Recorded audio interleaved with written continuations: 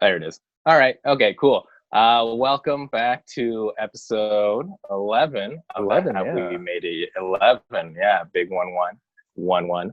Of the Have We Made It Yet podcast. My name's Josh Yang. And I'm Lucas Singh. And we are now into, what is it, like a month and a half into the whole quarantine. We're doing the Zoom podcast. Yeah. On my count, because I counted from when my girlfriend started working from home, it's like literally day 28 right now for me. Oh, nice. Okay, so like 4 weeks pretty much. But yeah, we're trying to get some more guests on here. I'm very excited about the guest today because we go way back in my whole experience of doing comedy. If anything, he was the one who kind of was at a linchpin moment that got me started. But we can talk more about that later on. But today's special guest has been an actor, writer, filmmaker, rapper, founder of Entitled Inc. without an E, so Entitld, very trendy name. But I know him more personally as Arsy. Mr. Arsalan Shirazi. What's up, There boys? Yay! What is up? What's up? Live from Guest where the dreams numero duo, yes, yeah. But yeah, welcome, RC. Where you at? You're in a special setting, I see. Special setting, yeah. I had to make the choice when this stuff all went down. Like if I was gonna hang out at my apartment alone and like maybe hunker down with like a cute girl I met on Hinge, or like come back and hunker down with my family. And I chose the latter, and probably should have chose the former, but here we are. Decisions have been made. Consequences are being felt. Yeah. But here I am, man, in my grade school, or my parents' house in Pickering, Ontario. We got this little diplomas that my parents paid for the frames because it's Nice. You know, they're always the ones that do that. They're like, we're gonna pay for the frame. Look at this. Look at this placement. Look, that bed is a single bed, and that was the first bed I had in my condo when I moved out with a roommate. So yeah, it would be like, people would be like, why do you sleep in a race car, dude?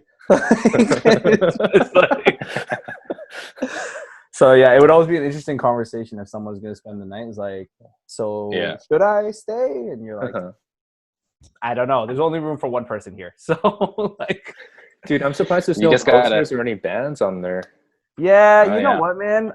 I'm laughing because like now my apartment downtown, I've moved around a lot. So like I'm like the poster boy for City Place. I like lived in like every building in City Place. Yo, we're in City Place right now, man. And then I finally moved out to the annex, and I don't know. I moved out last year, and it's like that place I would have loved to show you. It's like a lot more set up. Cool. But I feel like up until then, every place I've lived, even my home bedroom, because I stole a lot of the things from here to put in my apartment downtown. Even like, I even took like the good diploma. Like I took my law school diploma. I just left them with the BA, the U of T Honors Bachelor of Arts, the one that nobody wants. I forgot to mention, out of all the different types of identities I got you there, I forgot to mention lawyer is actually one of them. It's the least fun one, but also it wasn't a humble brag. I just wanted to talk about how much I took stuff out of my room. But yeah, so I'm here. Honestly, man, like I guess I've been here. Oh, man. I've been here since the Gobert effect, since the NBA lockdown, like the 13th. I just came back here, and then I just have been here more or less since. Like I check on my place, so nobody go rob it, but like I go there regularly. But yeah, it's like, it's nice to have some space and have some people around, and just we're here where it all happened, man. I'm wearing jogging pants, and I'm 34 years old in my parents' bedroom again. I don't know how this happened. COVID is fucking up a lot of things for a lot of people. Yeah, full circle. Yeah. How have you been doing, like in terms of, not only I guess with your work, because you're a freelance contract corporate lawyer, but also doing all your different projects right now.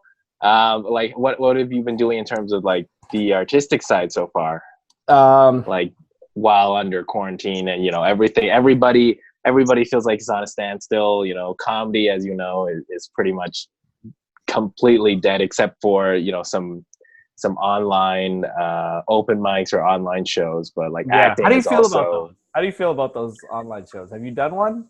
Actually, no, I haven't. I haven't really looked at them either. But like, I can already, the thing that is always going to be tough for me. I'm not even sure if I necessarily want to try them. I feel like eventually I will have to try them, but I just feel like it's so different to, like, you know, trying to get a reaction for trying out material. Like, I would say, like, I try to maybe do in some writing groups first and then try those type of shows. But you can already kind of tell the difference between like watching late night shows and today, where it's like, all those jokes before where they had an audience, you could feel that there was a bit of energy or rhythm to the monologues. But now it's like, a good monologue through the late shows is like, they got to give it space for the audience who isn't there to laugh at home. But it also is an odd viewing experience. But so far I haven't been doing too much in that. Yeah, like, I know. I noticed. I was watching, like, there was doing a CBC report on like Colbert versus like Trevor Noah. So it's like Trevor Noah, you can really see the mechanics of being, and he's amazing. And he's even had those like in between segments that go really well. Yeah. But it's just like Colbert has like that history of like improv and like sketching around, which is like, you can see sort of the difference between that and someone like a stand-up, which at the end of the day, even if you're conversational, it's like, it's a performance, right? And so, I haven't done them. Power to everyone doing them. I may or may not. I don't know. I'm not sold on doing them yet. I also don't know how long this is going to go. So for me, the intimacy of like being in a room, even if there's 4 people there, is like what makes stand-up kind of fun. And I think there's ways to do things like AMAs and stuff like that, but I haven't been doing that. I have been just crushing it on the Corona memes. I am writing Corona memes. Speaking on that, I did want to touch upon this later on in the conversation, but since you brought it up, we can do it whatever you want. Your take on the Peloton, how it turns into a white woman. I was literally crying on the toilet bed. Dude, Sorry, did you want to say the joke, or did you want to read out the tweet? It's fine. It's okay. So like, that's, I think, just what I've been finding is like, I started doing more memes this year. And just because I like writing a lot and I get a lot of random thoughts, and it's a fun place to see what gets a reaction. And I think, like, I was talking to someone about this, like, people almost become accustomed to the format. It's very McLuhan-esque, nerding out here, but it's like when people see like the tweet handle at the top and then the text over the white, it's like you're preconditioned to be like, oh, it's going to be funny. Depending on the person, right? Like, I follow Sean King and I love him. When I see Sean King's tweet, I'm not expecting to laugh. I'm be like, oh, this guy's going to be talking about some heavy shit. But like there's other comedians, like this one girl named Hannah Berner, who I think is, like, she does a pretty good job with it. And like, so anytime I see her stuff, I'm like, oh, I bet you this is going to be kind of funny and probably be about dating. Right. So anyways, I just found like I had been doing that. And when Corona came up, I don't know, like it seems like a small thing. Like, I'm trying to do what I can for the community, but most of what I can do right now is staying home. Right. And so to me, it's like, it's something small, but like, if you could point out something stupid and make people laugh in a day, like, I feel like it's like a little small act of rebellion. So and that Peloton one, it's just like funny stuff. Like my parents bought an exercise bike, and first thing I was like, yo, I'm not assembling this, because like I opened it. And the instruction manual, it actually wasn't that hard to put together, but the instruction manual, you open it and they showed 92 pieces. I'm like, no. I was like, no, return it.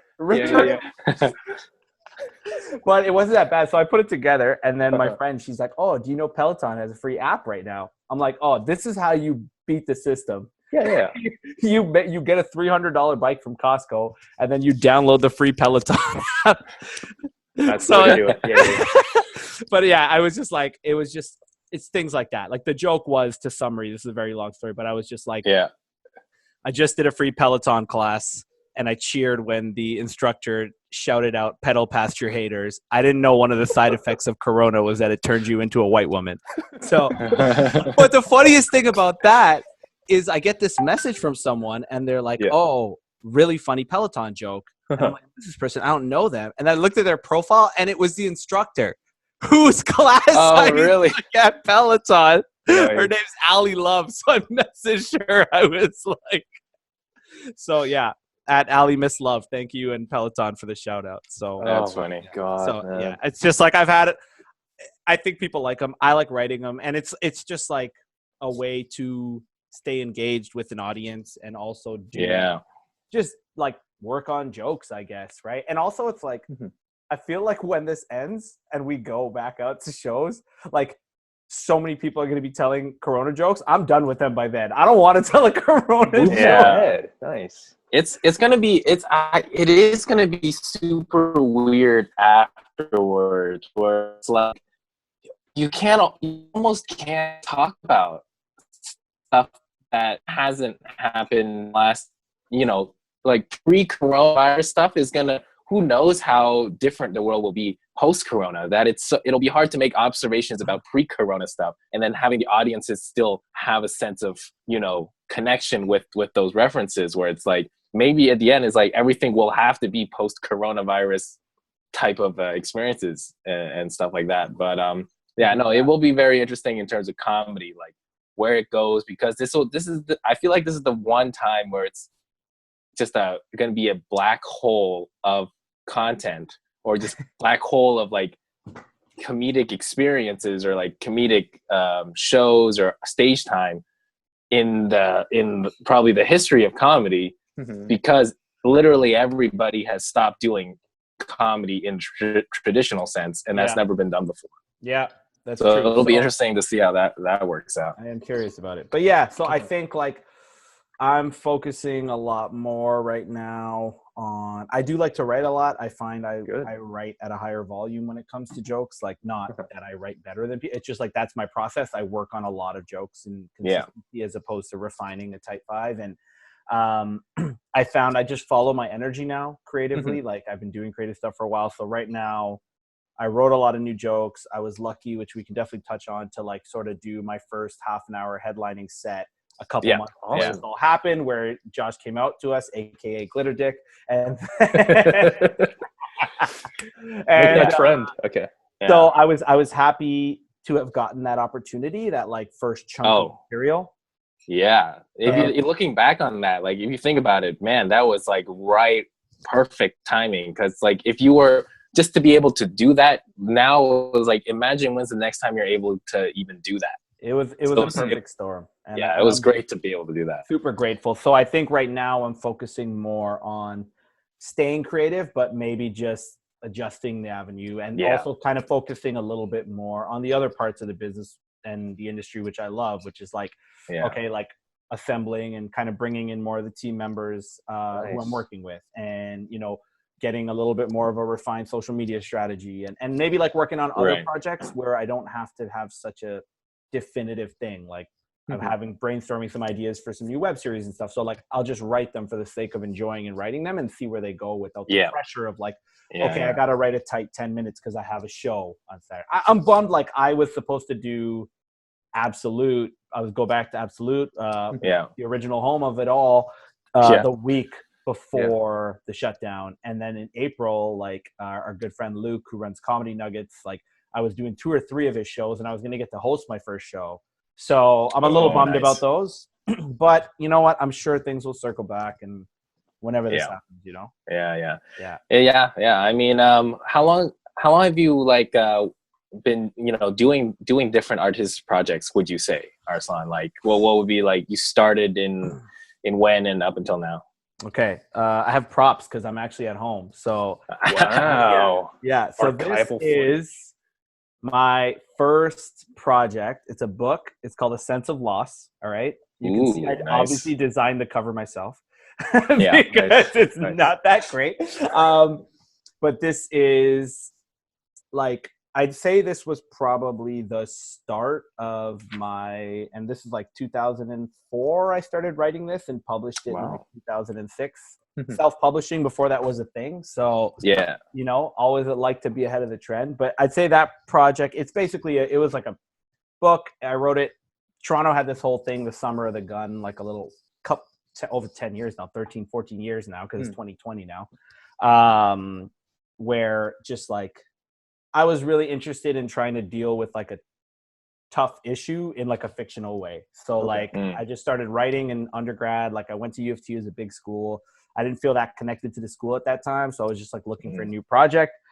And so I wrote a book and then I self-published it. And then I put it out there and like did some programs at school and tried to sell copies to people and got it online. And awesome. Yeah. So that was like, I've been writing my whole life probably, but I think that was probably like the start of being like a creative and an entrepreneur, because to me, like, I just love doing them both together. I don't actually love either of them completely on their own. So it's always been like that for me. And that was the start of the process, I guess. Like, and that's, I want to say like 14 years ago, something like that. Like it's 2020 now. I'm dating myself, but yeah, that was a while back. Because that's interesting, because most creatives usually like to stick to one end of the creativity stream, which is just creating. They hate the distribution part, they hate the marketing part, they hate the sales part. But whereas you actually like both ends of it. Is that one thing that's more special to you, or do you find that's a skill that you need to have as a creative? I would say it's a little bit of both, in that I think there are advantages, at least historically, to both approaches. Like I think you'll find people who like, especially you read about like some of the old rock stars and stuff like that, and like it's just like literally like they just knew how to do one thing in an incredible way and the rest of their life was a mess, and that's just reality. And then you read situations of the other. I think it's something as a first gen kid that maybe you guys have experienced, maybe you haven't. Like my parents, I was very fortunate. My parents already came here, they spoke English, like they had a business, but they were entrepreneurs. They work in the travel industry. So you can imagine like they're still doing it now. And I don't know how, but like, you know, that with everything going on. So I sort of grew up around entrepreneurship. Yep. And so I think that kind of just became infused in me, where like I liked business as much as I liked being a creative. And, but I also think that sort of entrepreneurial spirit, like not wanting to work for other people or whatever the case may be, it sort of informed the way I pursue art. So it's sort of like, all right, I want to do this thing. How do I create my own avenues or ways to doing that? Yeah. And I don't think you historically always had to do that. I think sometimes some people got further ahead not doing that. I think nowadays, as an independent growing artist, it's almost impossible to not do that. I think if you're not aware of things like how to brand and how to market and how to just be aware of like what the life cycle of your business is. And the life cycle of your art form and how long it might take to, because I think what we see is there's in the whole world in general, I think there's very little left in the middle. I think that if you're an actor or you're a comedian and you're in that 5%, you're doing extremely well. Yep. But if you're in the rest of the percent, which is like 90%, then the truth is you could be doing just as well, writing just as much stuff, and you just don't have those same opportunities. You haven't, you know? And so I think you have to almost do these things, like create your own platforms, create your own, because there are still people who are going to like not do any of that. And they just show up and see an opportunity. Someone sees them and puts them ahead. But I'm like, I'm almost hard pressed to find in any art form who those artists are now. Like, I don't know who they are now. You know what I mean? I don't see it. I don't see that many people who just like, there used to be like overnight, like Macaulay Culkin. Macaulay Culkin was a kid. He made it into a movie. And then all of a sudden he got in the right movie. And I mean, he also had a bit of a trajectory. Yeah, you kind of, But what I mean is like, I think that stuff is harder to come by nowadays just because as we're seeing in the COVID times, like, bro, everyone is trying to become TikTok famous. So so like you have to. It's crazy out there. It's crazy. I've actually been reading a lot of was it Malcolm Gladwell, his book Outliers. Right. And then that one, like, I've heard about him before, and like because of reading through that book, actually learning more about like who's successful and like how they become successful. Like he breaks down a lot of very interesting things where it's like a lot of the times it's so much outside of your control how certain people got successful. Is just certain opportunistic events happen from like when you were born in a year to when you were born in human history to like the location you are to like when like what's your perfect background for that era, for that time. Like just thinking about not only just like say social media, like people who suddenly blew up on Vine at that moment, and then they are almost like a different social media generation. And then 100%. They had to transition to YouTube, and then all of a sudden you have this YouTube generation, but now you have this TikTok generation that it's entirely separate social media generation of people who they are entering that period of time at this right moment at the right time. So it's pretty crazy to think about, like even when we ask ourselves that question, like Lucas and I in this podcast, like have we made it yet? It's like that's always under the concept initially. I think what we thought was our individual ideas of making it in the spectrum of our own goals, when maybe we should be viewing it in a different spectrum of like making it is like so slightly outside of our control. It could just be a product of our environment, of our time, of the economy of the world, you know, how that kind of works out. But I mean, like for you, like you've been doing it, you've been starting this artistic journey for about like a decade and a half as well, type of thing. Like you did, just to kind of run down a little bit of like your experiences and your major projects. You wrote, directed, and pretty much produced your own movie, On Again, Off Again, back in which was released back in 2016. You have the entire project along the Entitled moniker, where I believe you're also on Spotify right now with a couple songs that you released in 2018 as under the rapper moniker Entitled. And then like I know you from starting comedy beginning of last year in 2019 up until now. So like with all these different projects, I just want to ask you, you know, the question that we have here is, have you made it yet? I love that question. I really like the whole premise of the podcast and what you guys are doing. And I would say yes, only because recently, and very much gratefully and happenstance, thanks to comedy, because I changed my understanding of what making it is. And I think the best way, I think it's a summary of a lot of people who I really admire as artists, like across the board. But probably like Lin-Manuel Miranda was saying something like this in an interview, which I really liked when he was talking about Hamilton, about like how, you know, people were like, how do you top Hamilton? He's like, I don't know how to top Hamilton. Like I was living in a 1-bedroom apartment before. I think the reason I feel like I quote unquote have made it now is because what I've come to really recognize doing so many different artistic projects and so many things over the last decade, let's say decade plus, is you can control outputs, you can't control outcomes. And so interesting.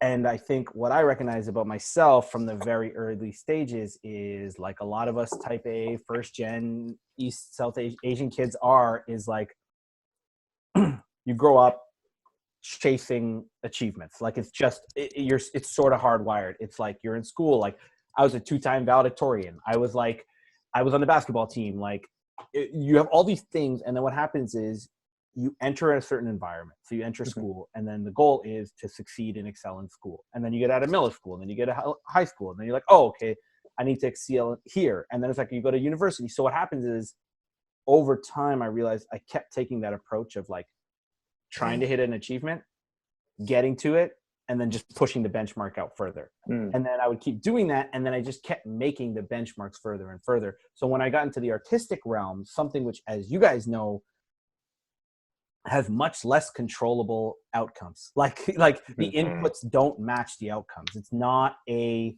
game of equality. Like you could be working your butt off for 20 years and somebody writes the right story at the right time and steps a little bit ahead of you in terms of making it in the popular conscious. It doesn't mean what you're doing is any less valuable. It just means that they were the right person for that time. And you can't control that fully.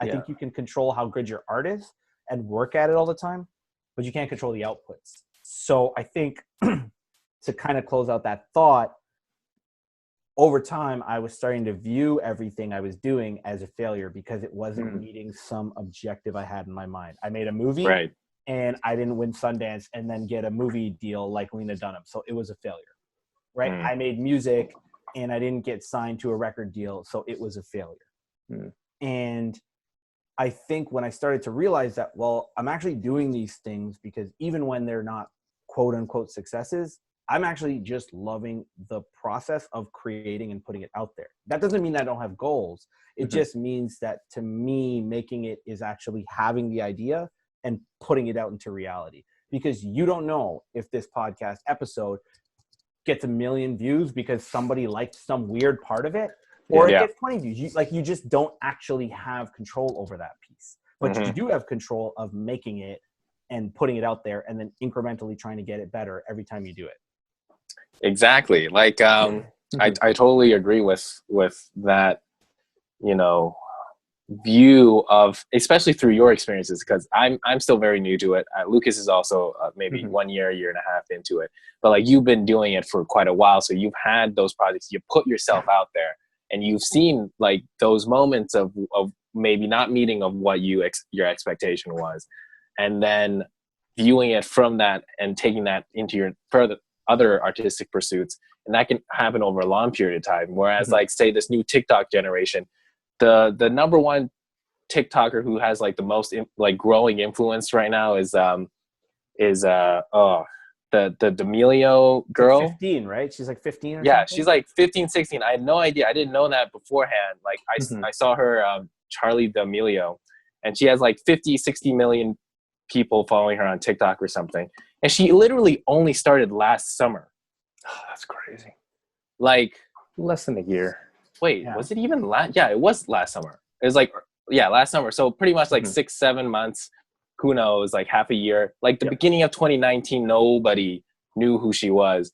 And then all of a sudden, just for some, it didn't necessarily seem like she was doing anything that special in comparison to the thousands, maybe millions of other people trying to do TikTok. But for some reason, she hit at that moment, at that time, and then just what she ended up doing, whatever dances she did, just hit a certain nerve with the generation at that moment that blew her to stratospheric proportions. And like that led to her sister also like gaining a huge following, her parents as well. She basically, the entire family is now signed on to like UMF or something, like a big agency in LA. And it all happened within like half a year. And it's like, it's so hard. You can't make those making it goal posts anymore, because it makes, before it made probably a little bit more sense. There were few gatekeepers in the industry, less ways for content to go out there. So like you could kind of see a structure. But now there's like there's a huge democratization of content, of how you can put things out there. And that just makes the whole concept of making it even more of a crapshoot. Great. So like we talked a bit about you doing the book in the mid 2000s, and then later on getting into kind of writing, producing, directing your own film, On Again, Off Again, in 2016. Can you speak a little bit to like how the book eventually led to your desire to do the movie? Yeah, I think that was like, essentially I went to like a big university. It was cool. I met people, but I don't think I was like super ingrained at U of T. And so while I was there, I sort of had a lot of time between classes and stuff. And it just felt like a weird time to try something a little bit different. I think I was trying to like leave a mark artistically or whatever. So I I wrote this book and I kind of shopped it around to some publishers and like I got some info. It's like, oh, this is kind of cool, but we don't publish stuff like this. And I was like, it'd be cool if like, could I just make it myself? Like just as an experiment, like could I take something I created and write it and then put it out there into the market? Yep. And so I did that. And, it was years ago, like it's hard to read stuff you wrote like 12, 13 years ago. But I think more importantly than even the book itself was just like the process of like, okay, this is kind of cool. Like you can come up with something in your head. And if you kind of stick with it and plan and learn, bring some of these other skills, you can make that thing a reality. Mm-hmm. And so that was kind of undergrad. And like, I was going through undergrad and I was sort of at like an impasse when I got to the end of undergrad because I had sort of been doing the responsible thing all along, like thinking about what I would do afterwards. Like I was going to go to grad school and I did one research course. I'm like, nah. And then it was just like, and then, so I was like, okay, like I was kind of preparing to go to law school, but I also, in the process of writing that book, I realized like I sort of wrote in more of a screenplay fashion. And one of the notes from one of the editors was like, hey, this kind of reads like a screenplay. Have you ever thought about that? And so I just kind of became really fixated in undergrad with this idea of like writing and making a movie that was like taking place in Toronto and like set place in the city I grew up in. I didn't really have like a super clear vision. But I sort of was at this crossroads where I was like, oh, am I going to make this movie or am I going to go to film school after undergrad or am I going to go to law school? Mm-hmm. And I went to this conference. I think that really helped where like people were talking about producing and they were saying like the biggest, hardest thing for most feature filmmakers is like getting the resources and funding to make your first movie. Absolutely. Because right. Because a lot of people make like I know a lot of people make award-winning shorts like 20, like they've been to cons, but it's just like it's very hard to get somebody to cut you a check for that first project because no matter how you slice it, even if you're micro, like to make a half decent feature, like you just need money that most people don't have on hand, even if it's micro, even if it's 20 grand, 30 grand, like most people don't have that when you're coming out of school or you're working at a bar, right? So I was just like in my head, I didn't really know what I wanted to do exactly at that time. And a part of me was just like, I know it seems really weird, but I feel like the immigrant kid in me, like first gen kid in me was like, if I find a way to make money and pay my own bills, then I'll have the freedom to create art on my own terms. Yeah. That was the overarching idea. I didn't have all the details worked out. And then, so I went to law school. And when I got into law school, the first year you're like so caught up with like trying to find a job and do all these things that like you sort of forget about it a little bit. Yeah. And then when I sort of got like my first job in the summer and like I sort of felt more comfortable in law school, I kind of felt more comfortable creating again. And honestly, one of the things that really got back into me was this, we have this stupid sketch variety show in law school called Mock Trial. And I swear to God, I will credit that show as like the thing that got me encouraged to do so many things after the fact. Nice. Because it was just this fun show where you like wrote stupid like sketches and like musical acts with the whole school about like stupid law school stuff. And it just was like a lot of fun. And by the end of the third year, I like wrote half the sketches and songs in the show and was like in half of them. And like for a lot of people, it's like, oh, this is just like a fun thing you did in law. But for me, it was just like, I just love creating stuff. And now that I've taken part of the quote unquote, the boring part of my life, maybe I can find a way to do some of the other parts. So basically I got to another crossroads because we talk about crossroads and linchpins where I had finished law school. I had been writing screenplays in law school, sort of figuring stuff out, like practicing, honing my craft.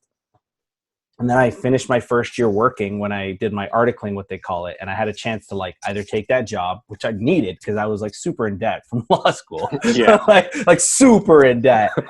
But then I hit this crossroads where I was like, I keep talking about these projects I want to do, like making a movie, doing all these things, but it's always on the side and it always falls behind when something more important comes up. And I just hit this point where I was like, I think I need to put myself in a bit of a risk and just go for it. And so I turned down that job.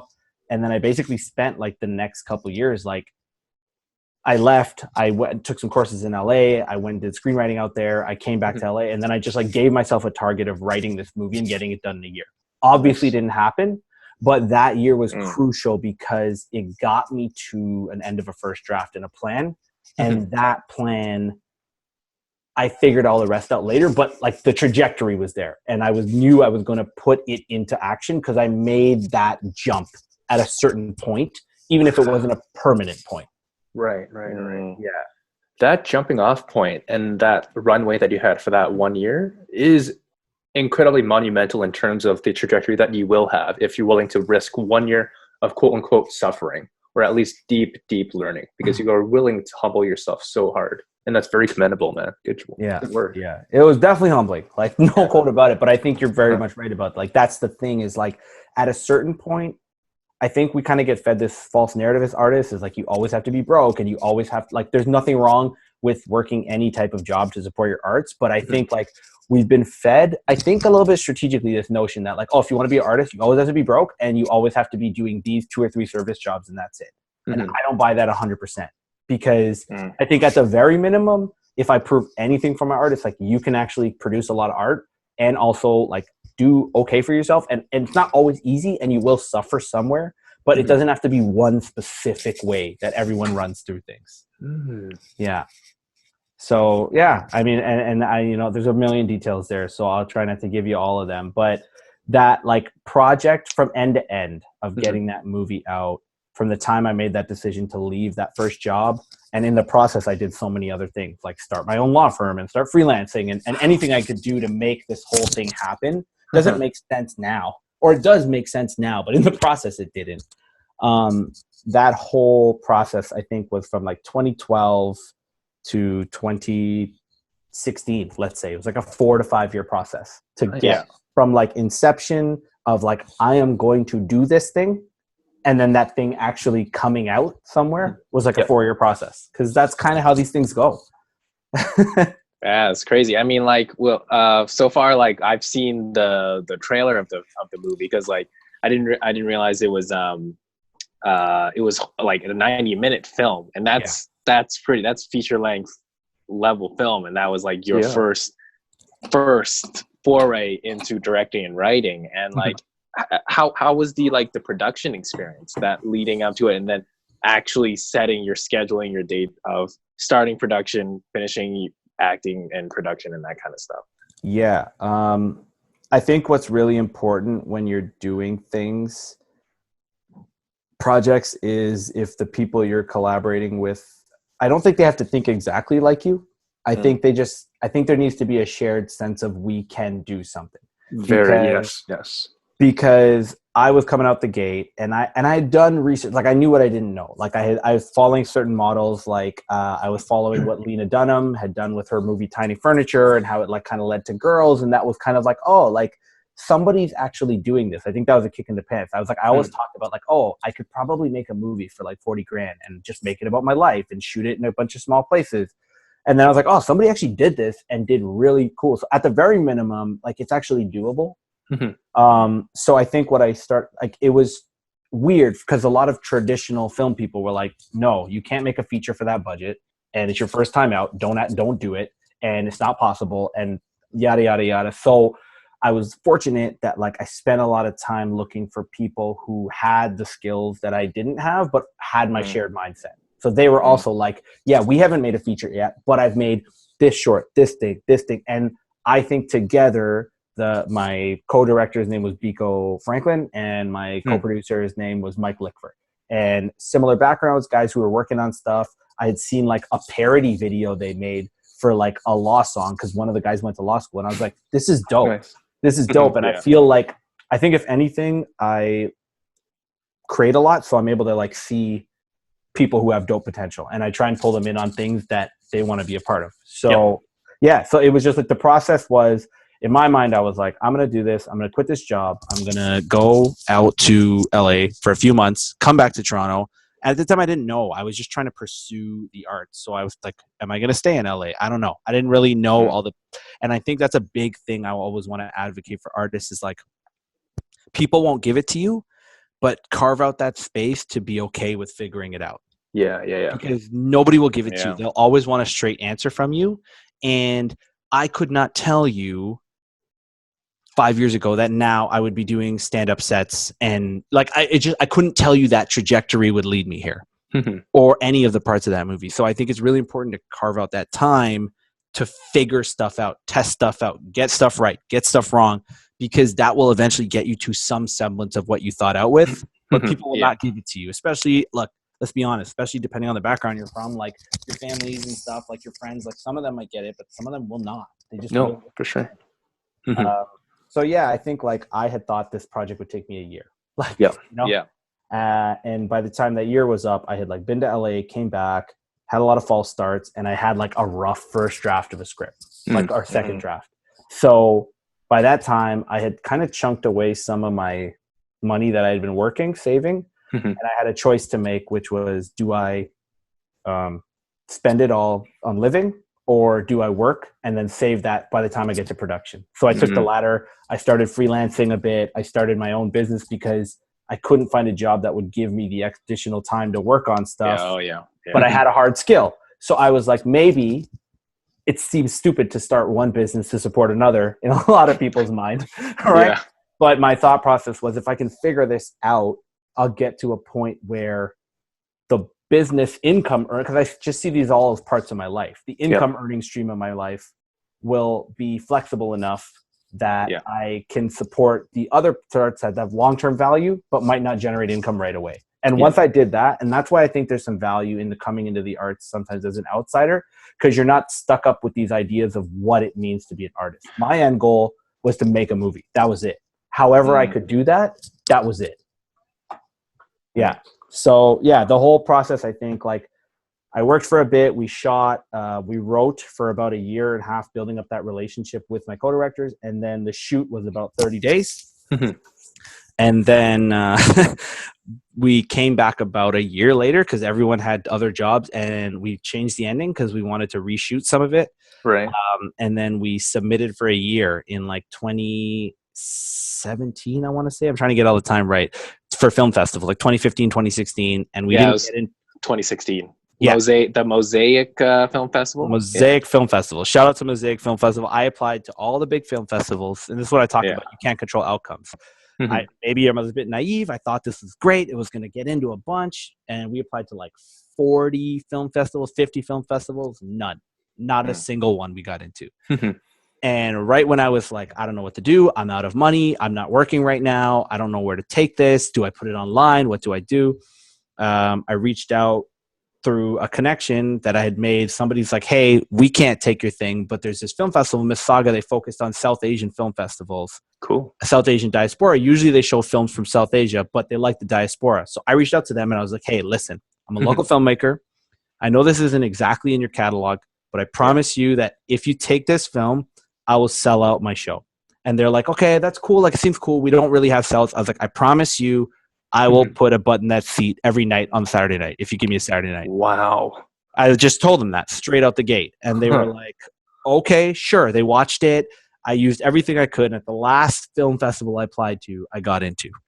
And then I spent that entire summer, because like I wasn't working. I'll be dead honest. Like, I was transitioning between a freelance gig I left and then focusing on the movie for a summer. Dude, I was like sleeping on friends' couches. I had like $150 in my bank account. Like, it was just like, and my only goal was to get to that release date. I didn't know what was going to happen after it, but that was the only goal. And then we worked so hard. We sold out the first one. They gave us a second night, and then I sold out that one too. So it was like, man, in terms of marketing prowess, that's almost like Dolomite is my name. Yeah. Yeah. It was like, same vibe, much smaller scale, but like same vibe. It was just like, just give us a chance and we'll do the work. Exactly. And so it was amazing. Like, it was a really great chance. We sell at this film festival, have a great experience. And then, dude, like the next day I wake up, I'm staying at a hotel in Mississauga. I use my like last $50 to pay for it. And I don't want to spend the ride on an Uber. So I take like my bags and like walk 15 minutes to the Go Bus and come back downtown. And then I like crashed on my friend's couch for a bit. Like, it was just like, it's just a weird, so you go through the highs and lows, but I think in hindsight, it was just like the goal was to get to the moment, not what that moment leads to. And we kind of started from scratch from there again, as to like, okay, what's the next step? And then I didn't know what to do with it. And then luckily Amazon at this time had a program called Amazon On Demand, where like filmmakers could submit their films directly onto Amazon. And I put it on Prime, and then it just happened to like pick up steam. And for 1 year, like it's not on there anymore because they changed that program. But for a year, like I think we had almost 7 million minutes of viewing, and we made back like, I want to say like a quarter of the budget. So it's like, it was a cool first project. Now it's on Vimeo. It's still out there. And like that became like a real calling card for me as an artist that I can appreciate now. Nice. But I think, and I think Josh's probably speaks to a lot to like other things, was just like, then it's like, okay, now what? Right? Like you spent all this time on a huge project and it doesn't go as bad as you thought it could go, but it doesn't go as good. Yeah. And now what? Like, what's the next step for you, as an artist, to do? And that's kind of where I found myself, I guess, in like 2018. Like 2018, I was sort of like, I had been working. I kind of figured out some stuff with work. I had my own law firm. This movie went its course. We did some press with it. And then it just got to a point. It's like a sunk cost fallacy. Not that it was bad. It's just like, okay, this is what it is now. Like it's not going much further than this. So you put a lot of stock into this idea of what you had was going to happen. You were going to make this movie. It was going to go gangbusters. You were going to get signed. You were going to get a TV deal. And then you were going to move on with your life like that. And it wasn't even like that naive. It's like you think sometimes when you're a planner, you think you're smarter because you're like, oh, I really thought this out. I'm putting all this into paper. And then it doesn't happen. And then you're like, okay, so was this a win or a loss? I don't know. Right? And so that kind of led to some of the other evolutions of me as an artist, because I think that was always part of my MO, was I always knew I wanted to be an artist who did more than one thing. And sometimes you have to plan that in a way that works in your advantage, because otherwise it can just keep you all over the place. Right. Yeah. And like, I imagine not only that, like, because it was the first time you did everything, right? Like you had to approach it in a way that I find is interesting, because like you're obviously better at the end of that process than you were at the beginning. And then trying to maintain a consistency throughout that would have been very interesting. I would imagine on an acting front as well, like you starting off at the beginning of your production as an actor to when, like, you've acted at least more than when you started towards the end of it, like, I mean, I'm pretty sure like you and Lucas can have this, like, more of this discussion on the acting element specifically, but like, like how was that experience acting and directing yourself for the first time? Yeah. Oh man, I think I know. Like, I think for me, here's the thing. I don't know if it's a blessing or a curse. I think we'll find out. But I always start with yes, I can, and then I work my way backwards. So it was like, okay, I absolutely can, because I think so much of what limits people is just the fact that, like, I'm not saying don't plan, but it's this notion that like it's not possible immediately, without assuming that is it possible, and if it is possible, how do you break that down into smaller steps? So for me, it was like, okay, I went out to LA, took some acting classes out there. I got a feel for the acting. I felt it didn't make me an Academy Award-winning actor. That wasn't the goal at that point. The goal was, can you show up on a first project, tell an authentic story that you want to tell, and play that role in a way that's believable? So if someone doesn't like the movie, they don't like it because they're like, well, this acting was horrible, or it's shot poorly, or it's just like, they just might not like the story, but then the other people did. So I think the acting process was just like going with the notion that, like, I'm going to find a way to pull it off. So if I don't know how to hit it on the first scene, I'll iterate and I'll learn on the next one. And awesome. Yeah, that's my niece. She's just coming in. You want to say hi? Come say hi real quick. Dog show here. Family. It's a mixed family, bro. It's what you guys doing. Yeah. Babysitter. So yeah, like I Lucas, I mean, I'm sure you can probably attest to this, is like you have to stay flexible with the process and just come up with the idea that you can do it. You know? You can do it. Hey, hold on a sec. Babe, I'm on okay? What are you doing? You're like naked in here. Go put some clothes on, bro. Yeah, you guys gotta go. I'll be back. No, you're not an ugly piece of bunk. Close the door. I'm gonna beat him up when this is over. That's great. No. Okay, guys, no. Come on of here. Thank you. That's so cute, man. Bro, I feel like that guy on the BBC interview. Yeah, I was I just know. gonna say BBC reporter Next to baby on one of those walkies. Yeah. Anyways, I mean, like, so I think that was it. It was just like, for me, I think to some way it's like it's good to be a little naive sometimes when you're starting something big, because you just like, yeah, I can do this, and then I'm just gonna have to figure it out. Like, that was the whole premise. Like, when we ran out of money, when budgets ran short, when we got scenes wrong, when the movie started changing, so we had to reiterate it halfway through, I'm just like, I'm gonna find a way to make this work. And that was the only thing that kept it going. Even when we were trying to find distribution, it was just like, okay, we can't find it traditionally, what else is out there?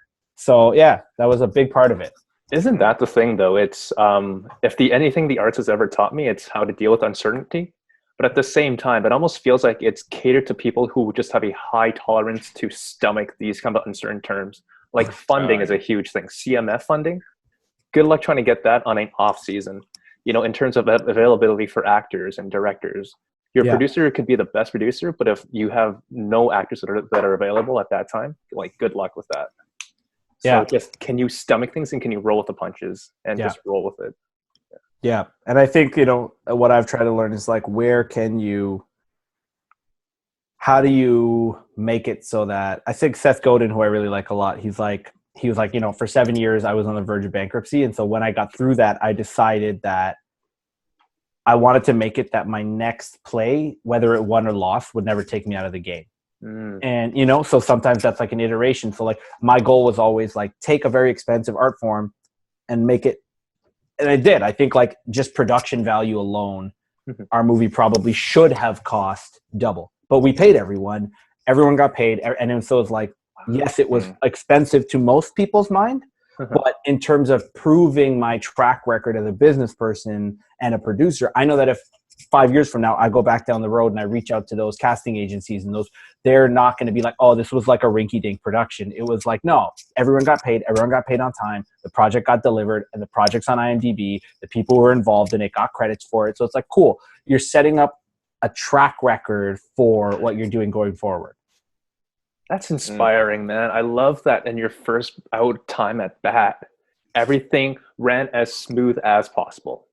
You know, you can't account for many of the things that you do on shooting days. But my life didn't run that smooth, but everyone who worked with me, they ran smooth. So that's important. Yeah. It was great. It was one of those life-defining experiences for the great it brought and for the challenges it brought, because after taking such a fundamental step, which is I think what I was doing without doing it, I think it was creative destruction. It was like, that puts me on a path now where no matter what, like, you have to almost lean into being a creative to some extent. Like, I could walk away after that point, but it's like, you put so much time to being a creative. Like, why now? Like, why walk away now when you've already gone through one of your most challenging journeys? Right. And everything at this point, iteratively, is not easier, but in some ways is easier, because like, I don't really know anything that's going to be more daunting than that to me. Right. Yeah. Like, and I think it starts with small wins. And I think that's how I circle back to the book, is like, you do a first project, even though it's a much smaller scale, you pick up these skills, so you learn how to break things down in a way that make a bigger project not seem that imposing, even though it's very imposing if you just stand back without any exposure. Yeah. Very true. Crazy. And so basically at the end of that entire experience with the on again, off again. So, well, isn't that title is pretty much then therefore a good way of describing your experience as well, like throughout the whole thing, on again, off again, a little bit, just kind of like the whole, like, you get peaks of opportunity and then you get lulls of like having to rough it out. So then moving from that movie onto Entitled, the kind of the moniker that you have there, and then like leading into kind of rapping as well. Can you explain a bit how you got to that area, and then like you go from actor to producing and like rapping your own music? Yeah. So I think like I'm unabashedly like a Donald Glover, Childish Gambino fanboy. Like, I've been since the earliest days, and like in my third year of law school, like I wanted to go see him. He was performing at the Opera House. He was doing half stand up and half music. And there was like 100 seats, 100 standing room tickets. And the only ones I could find were on StubHub, and it was a group of 10 for $100 each. So I paid $1,000. And then I paid $1,000 because I had a line of credit and I'm an idiot. And I paid $1,000. Okay. And then I convinced a bunch of other people in law school to buy tickets to go to the show just so that I could go see him perform. Yeah. Live. Like, crazy. How was that? It was unreal because like last summer, I want to say, he did his This Is America tour. Yeah. And he was performing at the ACC. To go, someone who already was peaking when I saw them for the first time because he was on Community. He was already, but to see someone like that, like be like, no, I'm not settling for that because I know I'm capable of more as an artist. Always, I found that inspiring. And so I had always been making music and like rapping even before I had done the screenplay, but I never really put it out there. And I think when I got to the end of On Again, Off Again, I just realized like I'm in love with film. I'm in love with the process of acting, but the process of making another movie entirely on my own, I've seen that it can be like a 3-4 year process. And I was trying to, because as an artist, I just tend to do that. I'll tend to go where my energy is going. So I had been making a bunch of music and I decided to I think I always see everything as sort of like an experiment. Like I want to do it. I want to try it. I'm going to put it out there and then let me see what I learn from it and what I get from it and where I grow. So initially Entitled sort of started as an artist name completely related to music and we'll circle into the comedy. But like once I started performing comedy, Arsy just felt like a much more authentic artist name to me. And at that time, Entitled had sort of become bigger because I had started collaborating with other people who were helping me on the comedy front. And I'm working with some people on some other projects. And so it just kind of evolved from like something that was my artist name to sort of an umbrella for like a creative media enterprise, which is the company that I founded with some other people. And so like that, but yeah, so I think like it was just like I put out like 5 or 6 tracks and I got some feedback on that and I felt where it was going and I was like, I love doing this. And I think a big part of that too was also just being willing to say unapologetically, this is the kind of artist I am. I like working on multiple projects and I put them out myself and I'm going to do that. And I have no issues with that as long as I'm comfortable doing that process. And I think at times it's easy for people to tell you how to be an artist or what kind of artist to be. It's like, oh, well, if you want to do this, then you got to do this and you got to be the best at this. And then you might be able to do other stuff. It's like, that's like 2% of people. Does that mean like if you want to do X, you have to become the best in the world at Y first? Like, I don't know. That's not how I function. So I think a part of that was also sort of like a creative act of rebellion to be like, this is a form of art I also enjoy producing. And just because I did another type, it doesn't mean I'm precluded from doing this. And yeah, so that kind of came out and I did that. And then I think to some extent, which you talked about On Again, Off Again, the highs and lows, I think 2018, I sort of just fell into a bit of a what do I do next? Because I've been putting out the music and I like doing it. And then I'm like, oh, but I put all this time into film. So like, I think I was letting get people get into my head. And I was like, I put all this time into film and it was like a serious dramatic film. And that's what I was doing, which is so different from some of the stuff I'm doing now. Yeah. And so then I like applied for some web funding, like you were talking, Lucas, and then I didn't get it. And I was just like, okay, I need to hit pause because there was a part of me, which I think is a really dangerous way of thinking as artists is like, I don't want to do the wrong thing now. I don't want to take the wrong step. I don't want to make the wrong project and waste 2 years. I don't want to go down this road. And so then honestly, I literally sat still for a year. Like I didn't put anything out. I didn't put on any music. I didn't apply for any more funding. I just kind of was like spinning my wheels because I think it's important to reflect, but a part of it was just fear. Like I think it was just fear of choosing wrong because there was a notion of what I was trying to get to. It was like, oh, if I want to be an artist like Donald Glover, then I need to have one of the things I did become super successful. So I need to make sure my next thing is perfect. Yeah. And perfection, as you know, is the enemy of all art. Like trying to be perfect is the death of anything you can be as a creative because it's subjective, right? Yeah.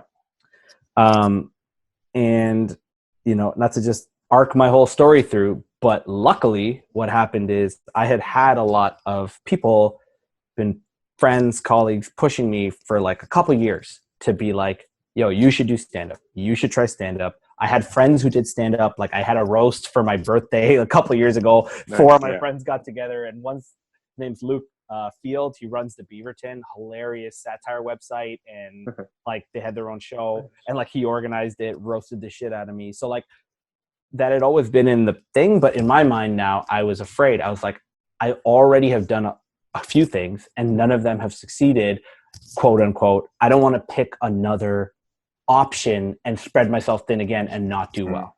Even though in my heart, I kind of wanted to try it. I was trying to hold myself back because I'm like, well, what is that going to accomplish now? And then luckily a friend, her name's Karine Kazan, a bunch of friends, but she's the one I took the course with. She's like, I take this course at Absolute Comedy. It's taught by these comedians, Fawad HP and Joe Vu. Just take the course. It's 6 weeks. And at the end of it, there's a show. And then I was like, you know what? I've been sitting here for a year, kind of twiddling my thumbs. Yeah. I took an acting class at that time and a comedy class. And I'm like, whatever feels better right now, I'll just do that. I'll just follow what feels better right now instead of what I'm supposed to be doing. And then, I took that class, and like anything, I was like, oh, I don't know if I'm that good at this. And then I started doing it. I'm like, I kind of love this. Yeah. And then Arsy was born. In 2019, I would say. So it's been a long creative journey, but stand-up thing I'm doing the most now, I've only really been doing for just over a year. Yeah, and it's crazy to hear you talk about it, because it's like the journey that led to one of your friends convincing you to do it because they did that class. And then little did you know that by you taking that class and the fact that you met my roommate and like friend from Vancouver at the shared workspace, Ryan, at the shared workspace that you guys worked at, and that he became friends with you, and then later brought us to your very first set after you finished the class at Absolute Comedy. I was there for that, and I saw you do your very first set performance on there. And because I saw the results of that show and talked to you a little bit afterwards, that got me into introducing me to Fawad and taking the next class of the Absolute LOL comedy class that got me onto my journey. So it's actually pretty crazy to think that's nuts. All of that happened one after the other, and little, like a drop in the middle of a lake, like just spread out throughout, and then it got me onto my path and got me interested into it as well. So it's an incredible thing and I think that's the biggest thing. I'm grateful because I think comedy saved me in a lot of ways, because it felt like something I should have been doing all along, but I actually I'm one of those people who's like, I'm very open to admitting my L's. Like if I take an L, I take an L, like I'm very open to getting rejected, having things not work, and trying them again. So there's a notion of like, oh, well, I should have started. I think that was one of my biggest fears before I started comedy, was like, I worry that I'm going to like this and be good at it, and then be like, oh, I should have just done this all along instead of all this other stuff. And then I realized when I sat down to start writing my first set of material that literally everything was based on experiences I had had over this 10-year journey, not even creative experience, just like I worked at a big law firm because I was trying to support a movie, which led me to meet this guy, which led me to go to a co-working space. And so it's like, that is the biggest thing when I talk about the feeling of, have I made it? Yeah, because I actually don't know. I don't know. That's the honest truth. I don't know if a lot of cult movies in 10 years from now, On and Off Again is going to be remembered as some sort of incredible cult classic. I have no idea. I don't know what is going to happen in the future. I can't control that. But all I can control is putting myself into things I love doing, which is meeting new people, exploring new opportunities. And I remember Ryan telling me, he's like, oh, I have this friend named Josh. I'm bringing him to the show. And the reason I was a little forceful, I'm like, just take the class, Josh, just take the class. But it was only because I could I was getting that in my ear for 2 years. And I didn't listen to it. I'm like, I wonder if I can save him another 6 months of this. And so that's the thing. And then that's the thing. And now we become collaborators. We've done shows together. You came out to Montreal with me, and I'm really grateful now for all the people I met through that process. And like comedy in a way has sort of, for me, I didn't know it at the time, but it's kind of become the glue now that just brings together all the other things I've done. Like I find like people are so much more willing to check out anything else I've done now, because you get them with that first joke, or you get them with that first thing. You play your strongest hand, and then people are willing to be like, oh, what else can this person do? Oh, they can do something more dramatic. Oh, they can make hip hop. And it starts to feel more natural. I didn't know that. I'm very grateful for that. I'm very grateful that I found this community and this calling. And sometimes you just got to do what feels right in that moment and not be like, that was all, it's a waste because I'm not doing the thing I started out doing. And that was a hard lesson for me to learn. I'm grateful I learned it. Yeah. And like, I agree when you say like, it's just starting the comedy, a lot of stuff you're talking about is things that you experience through all this wealth of, you know, projects of these different life lessons, and then being able to put it into your comedy. I would see it as well. Similarly, like starting college or being in college and like liking watching TV comedies, stand up. Like I knew I was like funny to a certain degree amongst my friends or in general as a personality, but not necessarily transferring it in the art form of doing it on stage. I wasn't sure how I would do in that area. So I never really saw it as something I could potentially do younger. And then that time period of thinking was like, oh, you have to have started at 16 or 17, like Dave Chappelle or any of these huge famous comedians who started early. It really depends on like who you are as a person and what you've experienced at that time to when you started comedy. I don't think I would be able to think or be able to draw from different experiences at a younger age, as opposed to being able to do that now, having gone through some experiences in life. So I can definitely see that as being, you know, not necessarily putting a pressure on yourself of thinking you have to have started earlier in order to achieve a certain level of making it or fame, or like feeling like you're ahead or behind anybody. I think in the end, it just comes down to taking your experiences or the steps that lead to your decision to doing it, and then working hard and applying the talent enough to put that stuff out there. I would also say, like, I agree with you as well with kind of seeing how act or comedy has turned into like something that's kind of saved you a little bit, in that I kind of like coming out to Toronto, you know, I wanted to start looking for work, finding different things, you know, finding myself as like people put their identity within their work, you know, like if I find this job, then I'm this person who is doing this job and I can kind of surround my life around this job. That's who I am. Right. And then when I was like doing a couple different jobs, or like in the lulls between like not job searching and that kind of stuff, like I definitely feel like I was a little lost in that area. Is like, what is my value? I'm putting my value on my work and like what my next role is, and then trying to find what that next role is. And then with this comedy element, and then realizing I enjoy it and that I could potentially be good at it, and then doing the performance during the process. Thanks. And then like doing that whole process gives you a certain sense of understanding of like, to me, like I can identify as this being something as part of inherently who I am and who I can build up upon moving forward. And I think that's like an important thing. And not only just in like artistry, but I think in everybody's lives, like at one point when you know you can find an identity that you want to put time and effort in.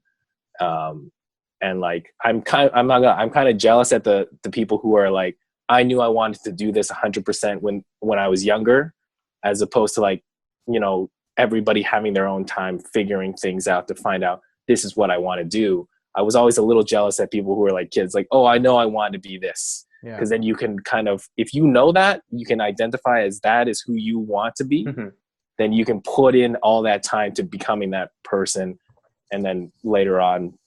So it's like, I totally agree. I think doing this stand-up comedy, wherever it takes me, it will still end up being a part of my identity. And that's just enough. Like being able to find that is already like making it to a certain degree. Yeah. Like it's just, there's a book I read and probably to make myself feel better, but I think a lot of people can relate because there's selective bias in the stories we celebrate. Like, I love Justin Bieber, but that's like the story we're going to celebrate. We're going to celebrate the guy who became a megastar because he started playing drums when he was like 4 years old. But there's a book called Range that came out very recently, and it's basically called Why Generalists Then Tend to Thrive in a Specialist World. And it's basically saying, which is a very simple concept, but it's not how we're trained from upbringing. It's like, the honest truth is, in most fields, you know, even great artists like Da Vinci and stuff like that, it's like, you basically do things. We learn by doing, and then we find things that are match fits, and we draw from those experiences. And then sometimes we specialize in something because we have all these things to pull on that allow us to dive deep into something. And most like great artists, inventors, business people, that's actually their story. Like, but the thing is, what we're fed constantly is the latter, you know, and is the former, where it's like, oh yeah, you know, right away, you're Tiger Woods, you picked up that golf club when you were 3. Yeah. That's why you're the best. It's like, that's awesome. But statistically, like, not even just to make ourselves feel better, that's just not the overarching statistics. And I think what I'm trying to do in the arts, because we know it's such a uncertain long-term game for most people who thrive in this business, even people who rise up really high. If they don't have longevity, then they disappear. And so I think it's like, yeah, I want to take higher percentage shots right now. So if that means that I have another business that's not related directly to art, which lets me, because for me, that's the goal. I want to keep producing art I like and am proud of with people who I want to make it with. I think consistently, if I do that, wherever it goes, I'm very ambitious. Of course, I have big goals, but I think you can't engineer your ways to those goals. It's not a blueprint when you read someone's life story. It's really just a synthesis of all the things that happened to them. It's not like, oh, so if you also move out to LA and quit your job and do this, that it's like, that's not actually the process. There's no specific rhyme or reason, but you can control the consistent outputs. And I think on the whole, statistically, people who are consistently putting outputs for the long run, that usually leads to something in the direction you want to go. Right. And so, I think that's a big part of it. And I think you're on the right step that way. So cool. Yeah. All right. Well, I think that should be a good time to end the podcast on. Thank you, Arsalan Shirazi, for thank you. Wow, being part of this really I think extensive, substantial, like, kind of discussion in kind of like not only your journey, but how, you know, the artist's path can be very, very unique, very different, and ups and downs and all of that. Is there anything like you want to kind of plug or, you know, promote a little bit? Yeah, man, I'm on my socials, kind of where everything is. It's at Arsy TV. That's I do a lot of stuff on IG. I post all my content. There's also links to the movies and stuff like that. And cool. So, that's what I like doing. And yeah, I didn't get to tell as many dick jokes here. I'm kidding. But when we have you on next time, man, it's gonna be just like one cycle of just memes, me reading memes. Yeah. No, it was great. Thank you for having me. And yeah, that's where people can find out about me. Arsy TV. Nice. Cool. And we'll put the links to your movie on Vimeo. I believe it's like $5 that you can buy it. Yeah, we switched over to Vimeo Pro now, which is awesome after a good run on Amazon, which is dope. Cool. Yeah. So we'll share those links as well on the video and through our social media. Again, my name's Josh, and you can follow me on at Josh Yang Comedy, Instagram, Facebook, Twitter. And I'm Lucas. You can find me on Lucas John Ng on Instagram and on Facebook too. Cool. And so we'll just keep putting out episode after episode of this podcast, adding some people on, and I think it's been a good one for this one. Awesome. Thank you so much, Arsy. All right. Peace. All right. See you guys next week.